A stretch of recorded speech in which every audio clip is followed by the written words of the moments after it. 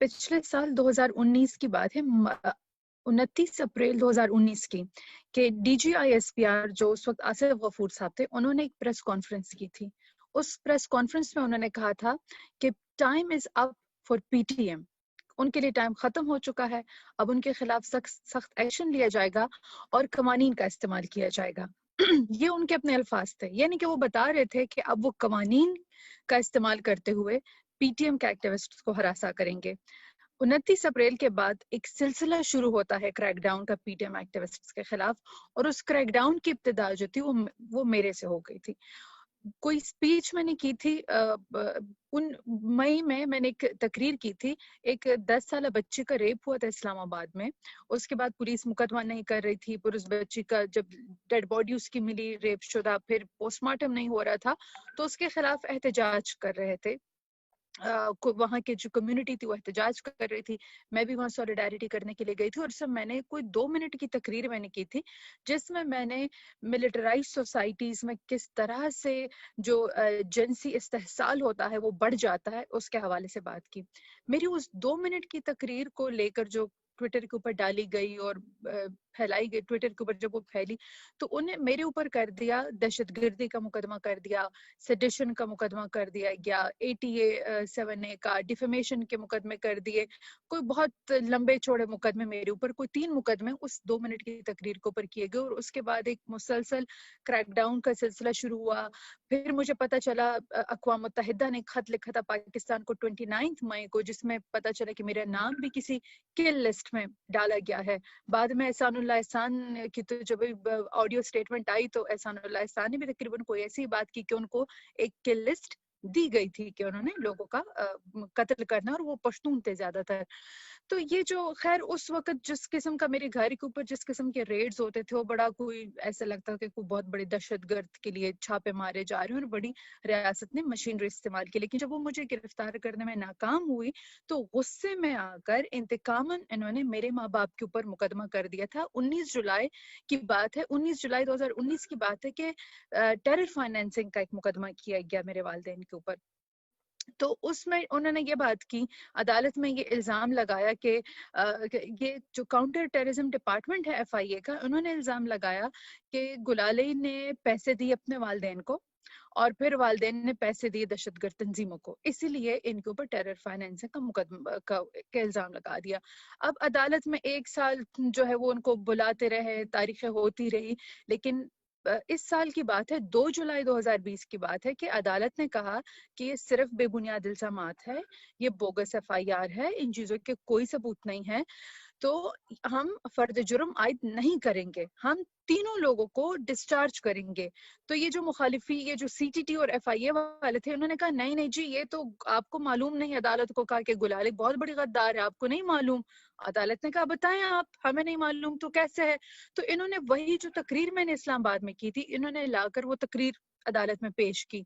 जब जज साहब ने तकरीर सुनी, जज ने कहा बिल्कुल ठीक बातें की हैं, मुझे पता है कि फौज ने खुद क्या किया है। अगर एक ह्यूमन राइट्स एक्टिविस्ट उठकर बोलती है कि यहाँ पर इस तरह के मजालिम होते हैं, तो आप जाकर उन मजालिम के ऊपर इंक्वायरी करें, आप उन ह्यूमन राइट्स अब्यूजेस के ऊपर इंक्वायरी करें। इसका मतलब ये तो नहीं है कि आप उल्टे दहशतगर्दी के मुकदमे करेंगे लोगों के ऊपर। और अदालत ने खारिज कर दिया, मतलब कि खारिज ने डिस्चार्ज कर दिया, हम तीनों को डिस्चार्ज कर दिया।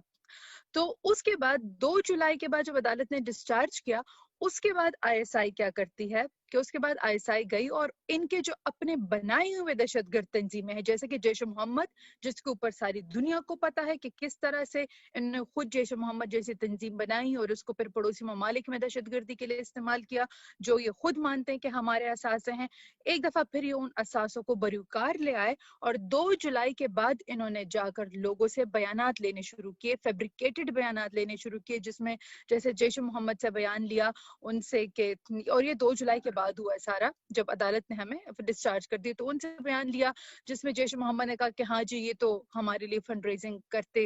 ये गुलाली तो करती थी, हमारे लिए फंड रेजिंग करती थी। बीच में इस तरह की रिपोर्ट्स लगा दी कि 2013 में जो चर्च में धमाका हुआ था, पेशावर के चर्च में बहुत बड़ा धमाका हुआ था सितंबर 2013 में, जिसमें 80 से ज्यादा लोग शहीद हुए थे, उसके बारे में कहा कि जी इसमें اس میں گلال اسماعیل کی انوالومنٹ ہے اور انہوں نے کوئی کوئی ویپن ڈیلنگ جو لوگ کرتے ہیں ان سے کچھ بیانات لیے ہیں کہ جی یہ ویپن ڈیلنگ میں ہم سے یہ آ کر اسلحہ خریدتی تھی جو دہشت گرد تنظیموں کو دیا کرتی تھی. اسی طرح سے انہوں نے بیانات لیے کوئی جو گاڑی والے جو گاڑیاں دہشت گردی کی کارروائیوں میں استعمال ہوئی تو ان گاڑی والوں سے بیانات لیے. تو انہوں نے اپنے اثاثوں سے بیانات لیے جس میں انہوں نے یہ فریم کرنے کی کوشش کی کہ میرا اور میرے ماں باپ کا پاکستان میں ہونے والی جو 2013 اور 2015 کی دہشت گردی کی کارروائیاں ہیں اس میں ہم کسی طریقے سے ملوث ہیں. اور انہوں نے لے کر یہ نئے بیانات فیبریکیٹڈ بیانات لے کر انہوں نے کیس جو ہے تو اسی جو عام طور پر ہوتا ہی ہے نا کہ اگر آپ کو جیسے لوور کورٹ کا فیصلہ سے آپ خوش نہیں ہے تو آپ ہائی کورٹ میں جا کے اس فیصلے کو چیلنج کرتے ہیں. انہوں نے کیا کیا کہ انہوں نے اٹھا کر وہی کیس اسی عدالت میں دوسرے جج کے سامنے رکھا, اسے کہا کہ سنو ہم نے پٹیشن کی عدالت میں کہہ دیا کہ یہ یا تو اسی جج کو سننا چاہیے کیس جس نے پہلے فیصلہ دیا تھا کیونکہ وہ بیک گراؤنڈ سے واقف ہے, یا ہائی کورٹ میں جانا چاہیے. لیکن آپ کو پتا ہے کہ یہاں پر انصاف کتنا آزاد ہے, ہم سب جانتے ہیں کہ انصاف کتنا آزاد ہے. تو وہ خیر عدالت نے کہا کہ نہیں بھائی ٹرائل ہی شروع ہوگا. تو ابھی 30 ستمبر کو تاریخ تھی, اس میں فرد جرم عائد کی گئی اور فرد جرم جو ہے یہی جو نئی فرد جرم ہے جو بنیادی مقدمہ ہے. اگر آپ وہ ایف آئی آر اٹھا کر دیکھتے ہیں تو ایف آئی آر میں یہ بات کی جاتی ہے کہ گلالی نے پیسے اپنے ماں باپ کو دیے ہیں اور ماں باپ نے استعمال کی دہشت گردی میں. اب جو فرد جرم عائد کی گئی ہے اس کا ایف آئی آر سے کوئی تعلق نہیں ہے. ایف آئی آر اب جو فرد جرم ہے وہ یہ کہتی ہے کہ یہ دہشت گرد حملوں میں یہ جو چرچ میں اور امام بارگاہ میں دہشت گرد حملے میں ملوث رہے ہیں. اب یہ فرد جرم جو ہے وہ عائد کی ہے اپنے اثاثوں سے جھوٹے بیانات. اگر میرا تعلق 2000 ان کے خیال میں 2013 میں ملوث رہی کسی دہشت گرد حملے میں اور میرے والدین, ان کو 8 سال بعد پتا چلتا ہے کہ گلالی اور اس کے والدین ملوث تھے. یہ ادارے 8 سال سو رہے تھے, یہ 8 سال میں انصاف نہیں کر سکے, یہ 8 سال میں اپنے مجرم معلوم نہیں کر سکے. یہ اس وقت ان نے کیوں بیان نہیں لیے تھے جب 2013 میں یہ دھماکے ہوئے تھے؟ تو یہی جیش محمد اور یہی ان کے احساس ہے, تب ان کو کیوں بیان نہیں دے رہے تھے؟ انہوں نے آ کر تبھی کیوں بیان دیا جب عدالت نے ہمیں ڈسچارج کیا کیس سے, تبھی جا کر یہ ان کے اثاثے جیسے سلیپنگ بیگز ہوتے ہیں نا, ہم لوگ فلموں میں ایک لفظ سنتے ہیں کہ جو دہشت گرد تنظیموں کے ممبر ہوتے ہیں یہ سلیپر سیلز ہوتے ہیں. یہ ہوتے تو دہشت گرد تھے لیکن یہ چھپے رہتے اور جب ضرورت پڑتی ہے تو ان کو ایکٹیویٹ کیا جاتا ہے. تو یہ 8 سال سوئے رہے ان کے لوگ, 8 سال بعد ان کو بیان لینا یاد آیا. جو میں باتیں کرتی ہوں, جو ہم باتیں کرتے ہیں, وہ وہی باتیں جو سب کرتے ہیں, جو سارے ہیومن رائٹس ایکٹیوسٹ کرتے ہیں, جو جمہوریت پسند لوگ کرتے ہیں, یہ وہی باتیں ہیں. لیکن بات ہے کہ میرے ساتھ ہی کیوں ایسا کیا گیا, کیونکہ میں نے جیسے بتایا کہ D G I S P R یا آئی ایس آئی فیصلہ کر چکی تھی کہ جو بھی پی ٹی ایم کا ساتھ دے گا یہ ان کو نہیں چھوڑیں گے, یہ ان کو ان کے لیے زندگی عذاب بنا دیں گے اور یہ مثال بنائیں گے. ان پشتون عورتیں ہیں کتنی جو نکل آتی ہیں, وہ آپ ویسے ہی اتنی 70 سالہ جو بربریت وہاں پہ گزری, پچھلی 40 سالہ جو جنگی بربریت پشتون علاقوں کے اوپر گزری ہے, جو ملٹرائزیشن رہی ہے, جس طرح کے اسکول تباہ کیے گئے ہیں, جس طرح کے مواقع, مطلب کہ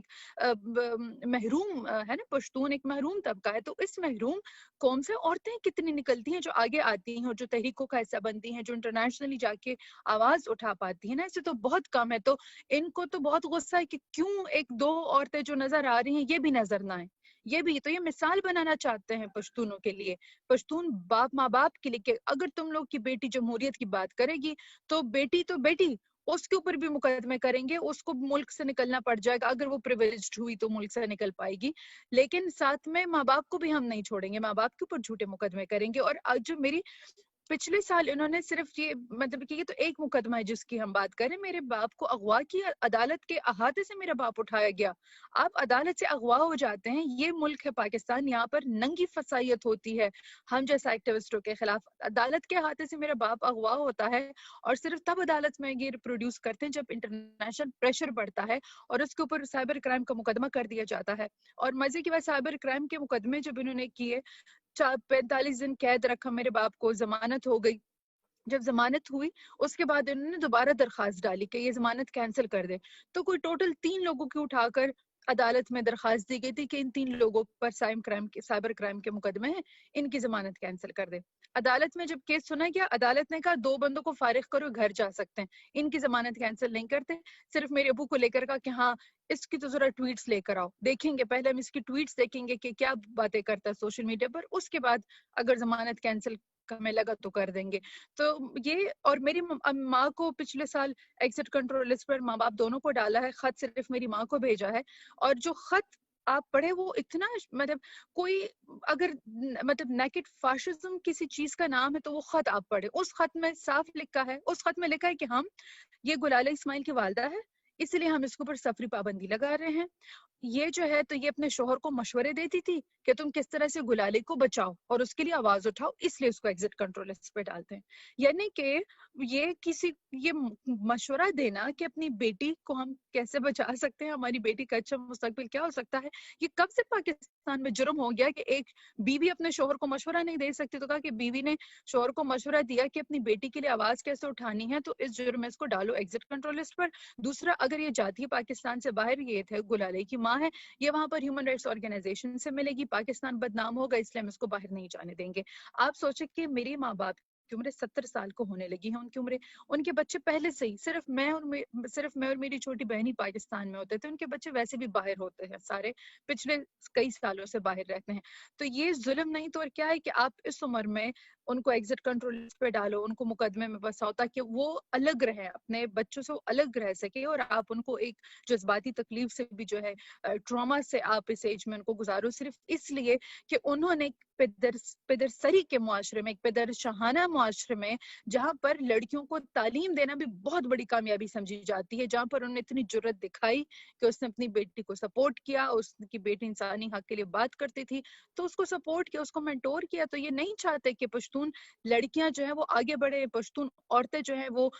جو عدم تشدد کی تحریکیں ہیں وہ ان کا چہرہ ہو. اور یہ چاہتے اس لیے بھی نہیں ہے نا کہ ان کے لیے بڑا آسان ہو جاتا ہے کہ جو تحریکیں ہیں یہاں پر پختونخوا میں, جب تحریک ابھرتی ہے اس میں عورتوں کو آپ مائنس کر دیں تو دنیا کو بتانا بڑا آسان ہو جاتا ہے کہ دیکھیں یہ تو ٹرائبل قسم کے دہشت گرد قسم کے لوگ ہیں اور یہ تو کوئی دہشت گردوں کا سیاسی ونگ ہے. تو ان کے لیے تحریکوں کو ڈسکریڈٹ کرنا بڑا آسان ہو جاتا ہے جب یہ تحریک سے عورتیں مائنس کرتے ہیں. تو ان کی اسٹریٹجی یہ ہے کہ تحریک سے عورتوں کو مائنس کر دو تاکہ پوری جو پشتونوں کی انسانی حقوق کی تحریک ہے اس کو ڈسکریڈٹ کیا جا سکے انٹرنیشنلی. یہ میرا ملک ہے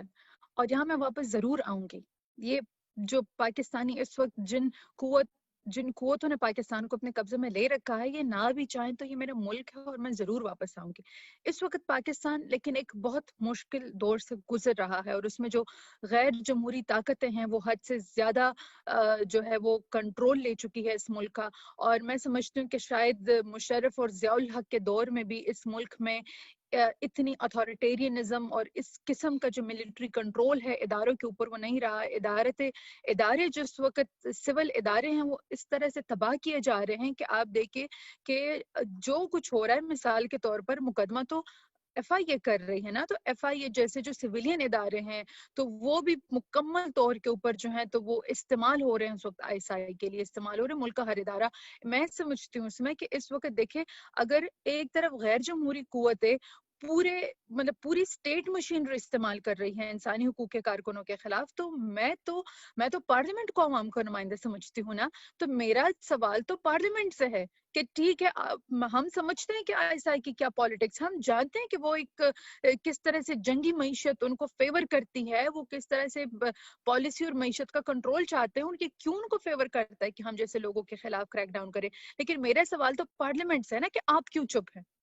پارلیمنٹ کی انسانی حقوق کمیٹیاں کیوں چپ ہے, انسانی حقوق کی منسٹری کیوں چپ ہے, جب یہ کیوں تو پارلیمنٹ کیوں تماشائی بنی ہوئی ہے. آپ کے سٹیزنز کو جو ہے تو اس طرح سے ننگی بربریت کا مظاہرہ کیا جا رہا ہے آپ کے شہریوں کے اوپر جو کہ اس ملک میں جمہوریت کی بات کر رہے ہیں اور آپ خاموش بیٹھے ہوئے ہیں. میری ماں باپ نے مصطفیٰ نواز کھوکھر کو بھی خط لکھا ہے, میرے ماں باپ نے بلاول بھٹو کو بھی خط لکھا ہے, ہم نے منسٹر شری مزاری کو بھی خط میرے ماں باپ نے لکھا ہے اور ان کو اپیل کی ہے کہ آپ کیوں چپ ہیں, آپ کیوں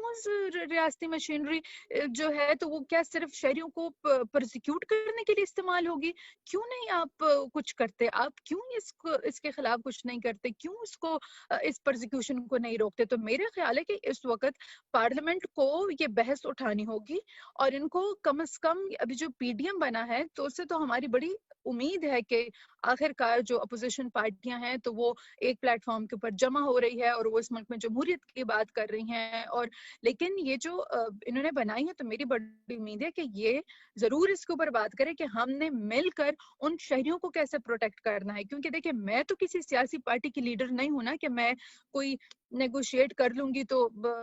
کچھ میں اپنے بات سے پیچھے ہٹ جاؤں گی. کچھ فوج تو مطلب کہ میں نہ تو کسی سیاسی پارٹی کی لیڈر ہوں، نہ تو میں کوئی سینیٹر ایم این اے ہوں، تو میں تو ایون مطلب کہ I have nothing to offer in negotiation کہ میں کوئی ڈیل ویل کر لوں گی. تو ان کے پاس تو بہت کچھ ہوتا ہے نیگوشیٹ کرنے کے لیے، 2 قدم آپ آگے جاتے 2 قدم پیچھے جاتے. تو ان سیاسی پارٹیوں کی ذمہ داری بنتی ہے، یہ اپوزیشن کی ذمہ داری بنتی ہے کہ جب آپ کے شہریوں کو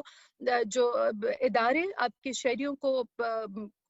ریاست یرغمال ہو اور پرسیکیوٹ کر رہے تو آپ کو کچھ کرنا ہوگا. تو میرا سوال جو ہے وہ ان سیاسی پارٹیوں، میری نگاہیں